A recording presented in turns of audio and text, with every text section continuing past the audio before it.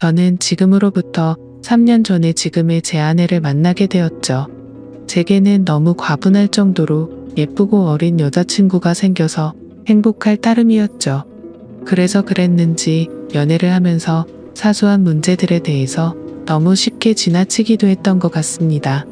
여자들이 남자들보다는 정신연령이 더 높고 어른스럽다고 말들은 하지만 확실히 9살이 어린 여자친구는 어리다는 느낌이 종종 들었었죠. 사회 경험이 없어서 그런 건지 돈에 대한 개념도 없는지 제 신용카드를 줬는데 적게는 최소 200만 원에서 많이 쓸 때는 1000만 원 가까이 쓴 적도 있었습니다. 나름대로 여유가 있었기에 심각한 문제까지는 아니라고 착각을 했었죠. 그래서 그렇게 많이 썼을 때는 은근슬쩍 잘못된 걸 지적해줬더니 알겠다고 하더라고요. 하지만 괜찮아졌나 싶더니 자연스럽게 또다시 사용 금액이 올라가더군요. 그렇다고 카드를 도로 뺏을 수도 없었고 여자친구와 헤어질 수도 없었습니다. 제가 너무 사랑했었기에 대부분의 모든 것들이 용서가 되더라고요. 그리고 결혼하고 나서 아이도 낳고 하면 경제적으로 더 조심하는 여자가 되겠지라고 생각했었죠. 또 문제가 됐던 건 밤낮 가릴 거 없이 하루 종일 울려대는 카톡 메시지였죠. 여자친구가 대학교를 다니고 있었을 때인데 어떻게 연락처를 알고 연락이 오는 건지 별의별 남자들이 다 찝적대더라고요. 물론 여자친구가 인기가 많은 건 남자친구로서 으슥할 수 있는 건 맞았지만 이것도 한두 번이지 연애하는 동안 매일같이 겪으니 스트레스가 너무 많이 쌓이더군요.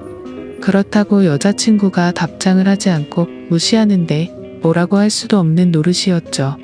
하지만 나중에 다시 언급되겠지만 결혼을 하고 나서 이 문제로 인해서 결국에는 큰 문제가 생겨버리고 말았습니다.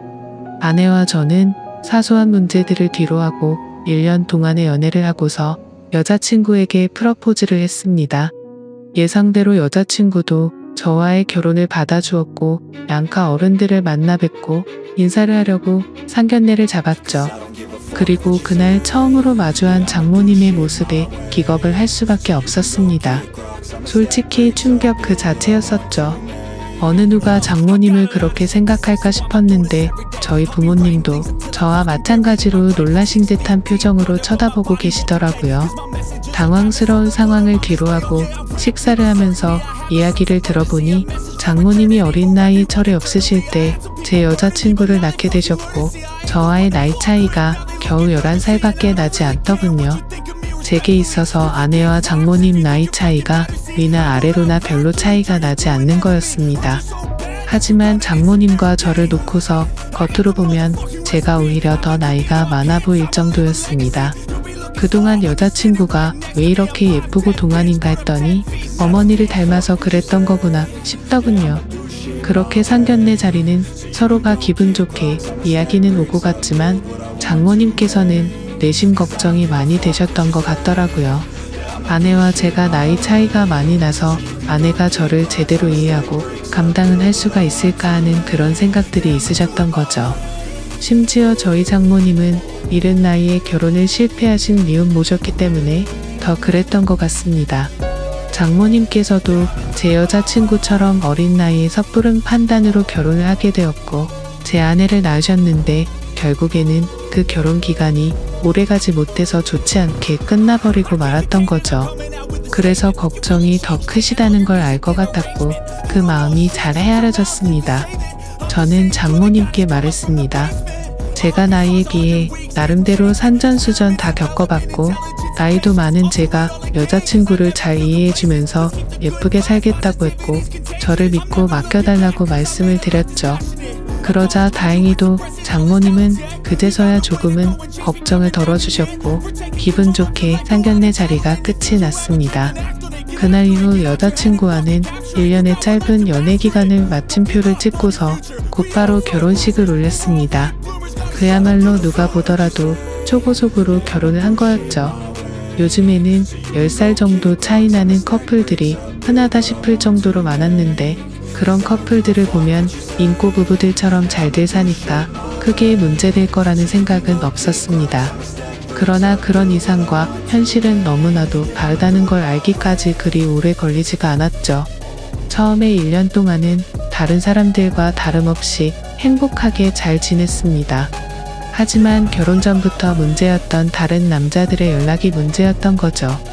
함께 지내다 보니 잠이 막 들려고 하다가도 새벽에 울리는 휴대폰 소리에 깨는 경우가 생기다 보니 짜증이 났습니다. 그것도 급한 연락도 아니고 별것도 아닌 걸로 일부녀에게 추근덕대는 남자들의 연락이니 당연히 화가 날 문제가 아닐까요? 솔직히 결혼을 하게 되면 이런 문제가 없을 거라고 생각을 했고 여자친구도 단호하게 잘 거절할 거라고 생각을 했습니다. 그래서 지나가는 말로 몇 번을 말해봤었는데 소용이 없더라고요. 휴대폰 연락처를 바꾸라고 하면 어릴 때부터 쓰던 번호라서 그럴 수가 없다고 했고 개인적으로 하는 소셜 계정이라도 없애면 덜하지 않겠냐고 하니까 그러기가 싫다더군요. 왜 가정주부가 그런 것까지 굳이 하려고 하는 건지 물어보니 어린 나이에 시집와서 이런 거라도 안 하면 우울증이 올 것 같다더라고요. 아내의 그 말이 너무나도 황당했습니다. 결혼 전에는 또래 친구들이랑 놀기 싫고 빨리 결혼해서 화목한 가정을 이루고 싶다더니 말이죠. 심지어 정말 다른 사람들과 비교했을 때 부족할 거 전혀 없게 다 해줬다고 생각했는데 너무 큰 배신감이 들었습니다. 저는 아무리 많이 벌어도 한 달에 300만 원을 쓸까 말까인데 아내는 한 달에 평균 700만 원은 넘게 쓰면서도 우울할 수가 있는 거구나 싶더군요. 그래서 그냥 사소한 다툼으로 문제를 키우기 싫어서 그냥 넘어가려고 마음을 먹었습니다. 그나마 바람이라도 피지 않는 게 어디겠냐라며 생각을 하고 참았었는데 제가 너무 멍청했던 거죠. 그날 이후로 평소와 다름없이 지내던 중 회사 미팅으로 인해서 백화점을 갔던 날 결국 사건이 터지고 말았습니다. 그 백화점은 평상시에 아내가 자주 가던 곳이었기에 혹시라도 아내가 오늘도 그곳에 왔으면 같이 밥이라도 먹으려고 어디냐고 연락을 했더니 집이라고 하더라고요. 그래서 알겠다고 대답을 하고 나서 백화점 직원과 회의를 시작했고 1시간 정도 뒤쯤 회사로 가려고 하는데 익숙한 모습이 보이더군요. 혹시나 하는 마음에 자세히 보니 제 아내가 맞았습니다. 그것도 옆에는 누가 봐도 잘생기고 키가 큰 훈훈한 젊은 남자와 말이죠. 순식간에 피가 거꾸로 솟는 기분에 당장 뛰어가서 난리를 치고 싶었지만 옆에는 미팅을 같이 한 백화점 직원과 제 회사 직원이 있었기에 그럴 수가 없었습니다. 저는 두 사람에게 급한 일이 생겼다고 말하고는 자리를 피해서 조용히 아내를 뒤따라갔죠. 일단 제가 오해를 하는 걸 수도 있고 나중에 혹시라도 모른다는 마음의 증거를 확보하려고 사진을 찍었습니다. 제발 제가 착각하는 거라고 믿고 싶었지만 그런 바람은 이루어지지가 않더군요. 잠깐 동안 따라다녔지만 마치 연인처럼 팔짱을 끼는가 하며 남자 신발부터 시작해서 화장품이며 옷을 사서는 죄다 그 남자에게 선물을 하고 있더라고요. 그것도 제가 열심히 일해서 번 돈으로 말이죠. 그동안 제 것을 종종 사왔기에 카드 내역을 보면서도 단 한 번도 의심을 해본 적이 없었습니다. 그렇게 아내와 그 남자는 백화점 쇼핑을 마치더니 겁을 상실해버린 건지 너무나도 자연스럽게 팔짱을 낀 채로 엘리베이터로 향하더군요. 솔직히 그때만은 고민을 했습니다. 분노가 머리끝까지 치밀어 올라서 당장 달려가서 난리를 칠까도 생각했지만 이혼을 해야겠다라는 생각이 들었기에 억지로 참으면서 따라갔습니다. 다행인지 아닌 건지는 참 모르겠지만 그 둘은 다른 연인들처럼 데이트를 하는 것 같더니 밥을 먹고서 각자 헤어지더군요. 아내가 집으로 들어가는 걸 확인하고 나서 차에 앉아서 한참 동안을 고민했습니다. 증거가 충분하지 않은 마당에 지금 모든 걸 밝혀버릴지 아니면 무조건 이혼한다는 생각으로 확실한 증거를 수집할지 말이죠. 그런데 그런 증거를 수집하는 걸 상상만 해도 정신이 나갈 것 같더라고요. 결국 도저히 이대로는 참을 수가 없어서 곧바로 집으로 들어가서 아내를 불렀습니다.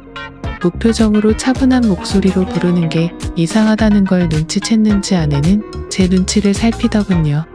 그래서 저는 지금부터 내가 하는 이야기에 거짓말을 조금이라도 한다면 우리 사이는 끝이라고 못을 박았습니다. 그리고 나서 아침에 찍었던 사진들을 보여주면서 이 남자 누구냐고 물어봤죠. 그러자 아내는 정말 미안하답니다. 그런데 생각하는 그런 오해할 짓은 절대로 하지 않았다고 하더군요. 그동안 아내는 집에서 가정주부로 살면 마냥 행복할 줄만 알았답니다.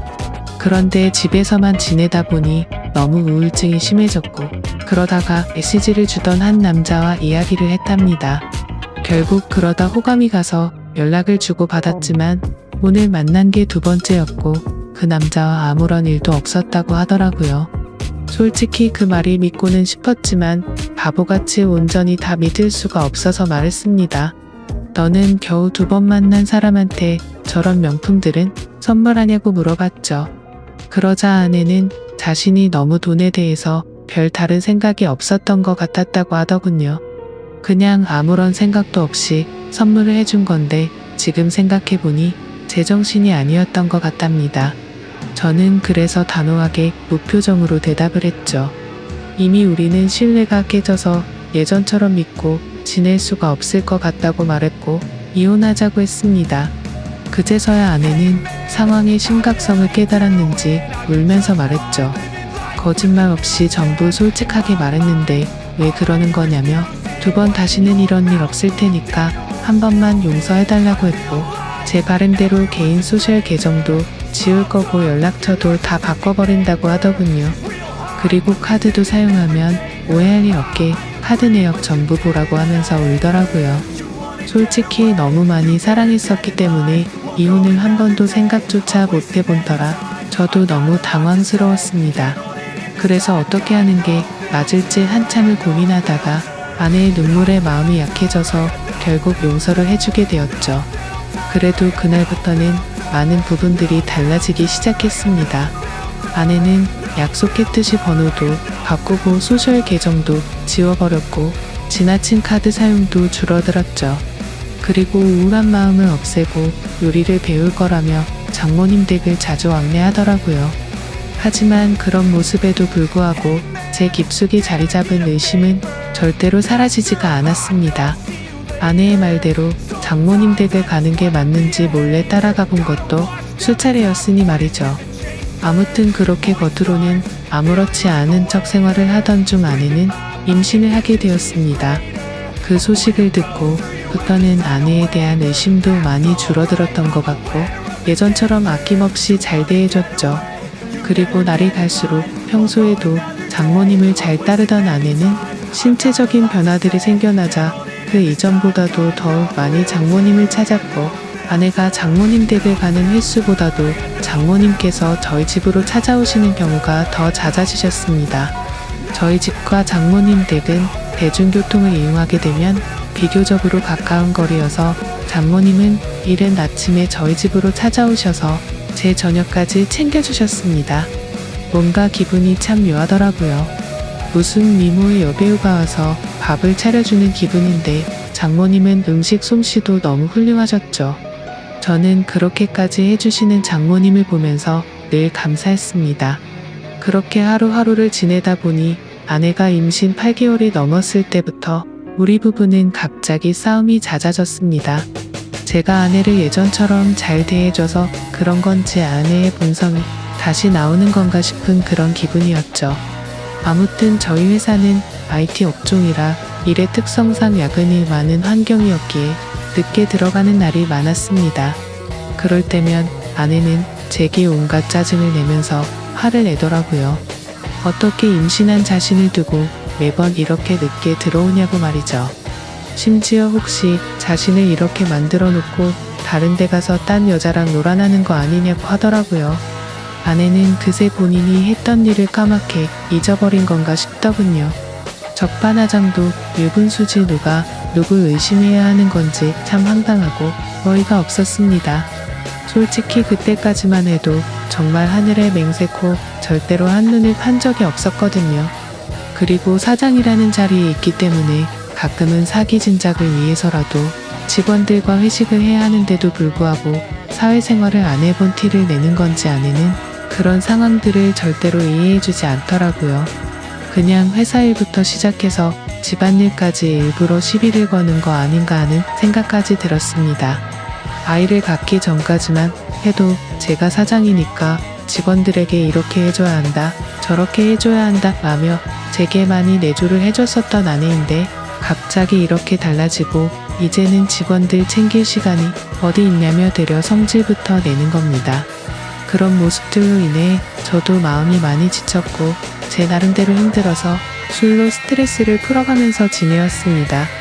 그리고 그렇게 힘들어하는 모습들을 장모님이 가장 가까이에서 지켜보고 계셨었죠.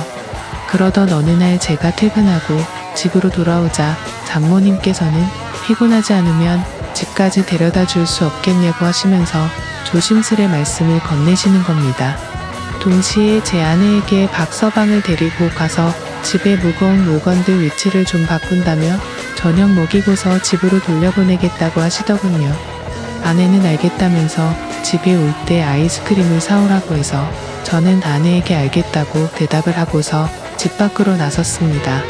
그렇게 장모님 댁으로 가는 도중에 이런저런 다양한 이야기들을 많이 했습니다. 장모님께서는 제가 많이 힘들 것 같다면서 저를 위로해 주셨고 지금은 힘들더라도 나중에는 상황이 나아질 거라고 말을 해주시더라고요. 저는 저를 위로해 주시는 장모님에게 고마운 마음이 들었고 평상시에도 장모님께서 미혼모였다는 사실을 알게 된 후부터 아내를 곱고 바르게 잘 키우셨다는 생각에 존경스러웠습니다. 그래서 아무 생각 없이 그런 모습이 존경스럽다고 말씀을 드렸는데 당황스럽게도 장모님께서는 갑자기 왈칵 눈물을 흘리시더라고요. 그러시면서 왜 미혼모가 되었는지에 대한 이야기들을 해주시고 왜 혼자서 딸을 키워왔는지 그런 많은 이야기들을 해주시더라고요. 저는 그런 장모님을 보면서 어린 나이 때부터 마음고생이 심하셨겠구나 생각도 들었고 장모님이 이제는 제게 마음을 많이 열어주셨구나 라는 생각을 하였습니다. 그리고 그런 이야기를 듣고 있자니 저도 덩달아 마음이 아팠고 아직도 여자같이 여린 장모님을 보면서 묘한 감정이 생겨나더라고요.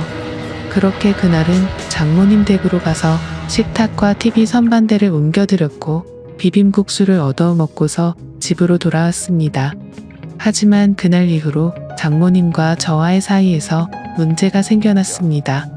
점심에 매일 밖에서 음식을 사서 챙겨 먹는 걸 말씀드렸는데 그런 저를 안쓰럽게 생각해 주셨는지 장모님은 매일같이 도시락을 직접 싸서 제게 가져다 주셨습니다. 장모님은 딸을 보려고 집에 가는 길에 들려서 주는 거라고 말씀하셨지만 제가 운영하는 회사는 저희 집과는 버스로 3정거장 더 멀리 떨어져 있었습니다. 그래서 처음에는 장모님의 수고스러움에 부담스러운 마음도 있었지만 어느 순간부터는 장모님과 점점 더 가까워졌고 그런 일상들이 당연하게 여겨지더군요. 그러다 보니 오늘은 무슨 반찬을 갖다 주실까라는 생각도 하고 저도 모르게 장모님을 기다리고 있더라고요. 그리고 그런 나날들을 보내다 보니 경비실에 계신 분들과 청소하는 분들이 사모님이 이렇게 정성스럽게 도시락을 매일 갖다 주시냐며 사모님이 연예인처럼 미인이시다라고 하시더군요. 아마도 주변 분들이 볼 때는 당연히 부부 사이라고 봤을 것 같습니다. 장모님의 외모는 너무 동안에다가 저와 나이 차이도 많지 않았고 미모도 연예인처럼 훌륭하셨으니깐요. 심지어 어떤 장모님이 이렇게 매일같이 도시락을 싸서 직접 갖다 줄 거라고 상상이나 할까요? 저는 아내와 연애할 때부터 결혼해서까지 이렇게 따뜻한 배려를 받는 건 처음이었고 정말 아내와 장모님의 행동이 비교가 되면서 뭔가 모를 마음이 들더라고요. 아무튼 그렇게 시간은 흘러갔고 저와 아내 사이에서 아이가 태어났습니다. 하지만 믿음이 깨지지 않을 거라고 수천 번을 생각했지만 그때부터 또다시 의심이 커져갔죠. 누가 보더라도 아이의 생김새가 아내도 닮지 않았고 저와도 너무나도 달랐기 때문입니다. 물론 조금 더 커봐야 알 수 있다고는 하지만 의심보다는 확실한 게 좋다고 생각을 했고 저는 조용히 유전자 검사를 의뢰하게 되었죠. 그렇게 아내는 아무것도 모른 채 아이를 낳고 산후조리원에 있었고 그동안 저는 혼자서 집에 있어야 했습니다. 아내의 몸이 약한 편이라 남들보다 더 길게 해서 3주 동안 그곳에서 지내기로 했고 그러면 그 오랫동안 제가 밥도 제대로 못 챙겨 먹겠고 살림도 제대로 안 되겠다며 장모님과 아내가 말하더군요. 그렇게 여타저타한 아내가 퇴원하고 집으로 돌아올 때까지 당분간은 장모님께서 저희 집에서 생활을 하시기로 했습니다. 유전자 검사 결과가 나오기까지 비밀로 하기 위해서 평상시와 다름없이 행동했습니다. 첫째 날에는 산후조리원에서 밤 늦게까지 있다가 집으로 돌아와서 별 다른 일이 벌어지지 않았는데 둘째 날에는 결국 일어나서는 안 될 일이 벌어지고야 말았습니다. 그날은 첫째 날보다 일찍 집으로 들어갔는데 장모님이 민소매에 굉장히 짧은 반바지에 편한 차림으로 청소를 하고 계시는 겁니다. 그 모습을 보는 순간 저는 정말 깜짝 놀라버렸습니다. 사실 말이 장모님이지 40대 초중반의 장모님은 밖에서 보면 어느 남자들이나 뒤돌아볼 만큼 미모가 훌륭했고 관리를 잘하셔서 20대 못지않은 몸매셨죠. 장모님이 아니라 다른 여자였다면 이렇게 놀라지도 않고 아마도 계속 몰래 쳐다보았을 정도입니다. 하지만 장모님의 그런 광경을 보기에는 너무 부담스러웠고 그렇다고 또 장모님을 보고 옷 좀 단정하게 입어주시면 안 되겠습니까? 라고 하기에는 너무 버릇이 없던 거였죠. 결국 저는 조심스럽게 놀란 마음을 진정시키고 눈을 돌린 채 얼른 제 방으로 들어갔습니다.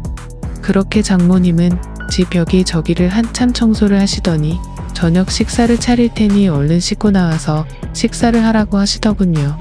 그렇게 저는 샤워를 하러 들어갔고 장모님과 단둘이 집에 있는데 이렇게 샤워를 하고 있자니 뭔가 기분이 묘하고 기분이 싱숭생숭하고 묘한 생각이 들기까지 하더라고요. 저는 샤워를 마치고 장모님과 저녁 식사 자리를 가지면서 밥을 먹고 있었습니다.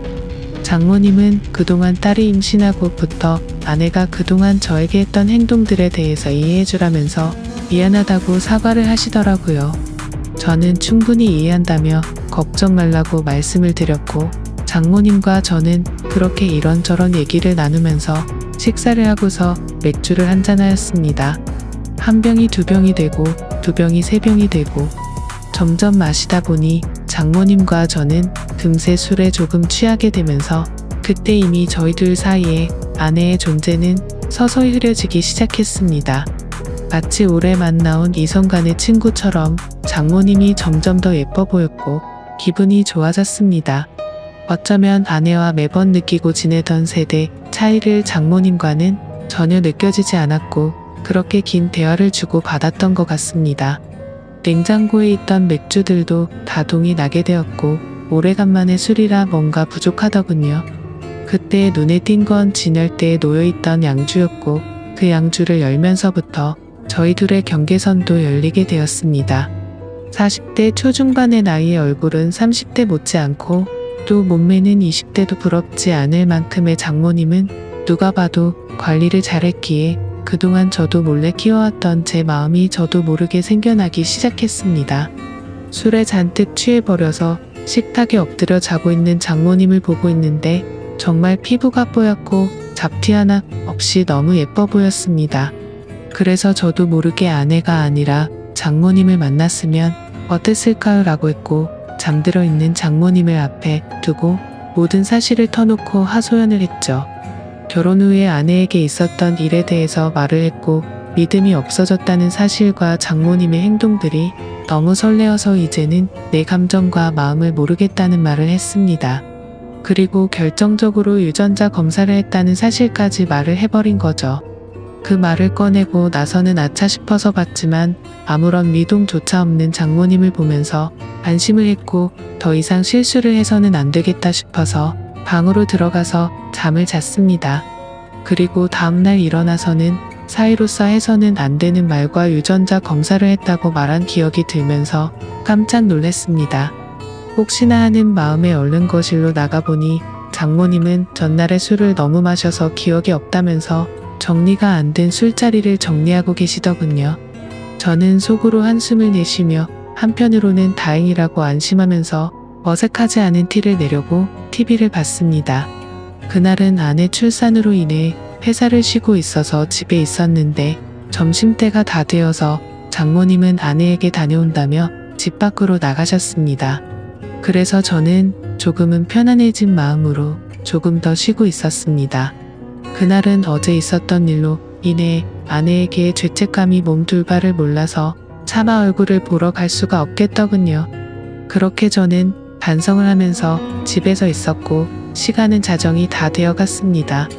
아무래도 장모님께서는 아내와 같이 있으려나 보다 하고서 잠자리에 들려고 방에서 누워있는데 문 여는 소리가 들리더니 장모님이 자정이 조금 넘어서 집으로 들어오시더군요. 어딜 가서 술을 드신 건지 취하셔서 술 냄새가 진동을 하더라고요. 저는 술에 취한 장모님께 인사를 드렸고 장모님은 스스로 방으로 들어가서 누우셨습니다. 그렇게 잠에 드시는 걸 확인하고 저도 제 방으로 들어와 잠을 자려고 돌아서는데 갑자기 장모님이 저에게 어제 자신에게 했던 말에 대해서 할 말이 없냐고 하시더군요. 내가 어제 잠든지 알았냐며 어떻게 내게 그런 말을 할 수가 있냐고 하더라고요. 저는 정말 깜짝 놀랐고 혹시라도 아내에게까지 이 얘기를 하신 건 아닐까 너무나도 놀랐습니다. 곧장 저는 장모님에게 다가가서 무릎을 꿇고 빌었습니다. 그리고 솔직하게 말했습니다. 그동안 아내에게 받아온 내조와 다르게 장모님이 해주시던 배려가 너무 좋았다고 했죠. 그리고 사람 감정이라는 게 제 마음대로 되는 것도 아니고 그저 술에 취해서 헛소리를 한 거라고 말했습니다. 더 이상 감정 키워나가는 일 없을 테니 걱정 말라고요. 그러자 장모님은 제 아내가 바람을 피운 내용에 대해 물어봐서 사실대로 다 말해줬고 유전자 검사 결과가 나오면 같이 확인을 해보자고 하시더군요. 그리고 결과를 알 때까지는 아내에게는 절대로 비밀로 하자고 하시더군요. 그러겠다고 대답을 하자 장모님은 아직 술이 덜 깨신 건지 갑자기 돌변하시더니 이미 상황은 엉망진창이니 다른 건 전부 다 있고 술이나 같이 마시자고 하시더군요. 그래서 저도 도저히 맨정신으로 버티기엔 감당이 되지 않았고 양주를 거의 원샷하다시피 마셨고 어제보다 더 많은 술을 마셨습니다. 그러던 중 장모님은 자신에게 느꼈던 감정이 진심이냐고 물어봤고 저는 장모님에게 그동안 느꼈던 고마움과 감정들에 대해서 솔직하게 말씀을 드렸죠. 그러자 장모님도 이런 감정은 처음 든다고 하시면서 딸애가 어쩌다 저렇게 된 건지 자신이 어릴 때 실수를 해서 자신의 청춘도 다 날리고 인생을 다 망친 것 같다면서 눈물을 흘리시더라고요. 갑작스러운 모습에 놀라서 얼른 눈물을 닦아드리고 다독여드리다 보니 또 다시 묘한 기류가 흘러버렸죠. 결국 장모님과 저는 절대로 가져서는 안 될 서로의 감정을 알게 되었고 아마도 그날 이후로 아내에 대한 생각과 죄책감은 사라지고 없어진 것 같았습니다. 그렇게 며칠이 지나고 나서 유전자 검사지를 받아본 결과 정말 불행하게도 제 친자식이 아니더군요. 곧장 장모님께 이 사실을 알렸고 제가 드는 생각과 감정에 대해서 솔직하게 다 말해줬습니다. 결국 아내와는 협의 이혼을 하게 되었고 지금 당장은 장모였었던 그녀와 저는 서로의 감정을 잘 알고는 있지만 쉽게 연인이 될 수는 없는 상황이네요. 결국 앞으로는 이 상황들이 어떻게 전개될지는 저도 잘 모르겠습니다.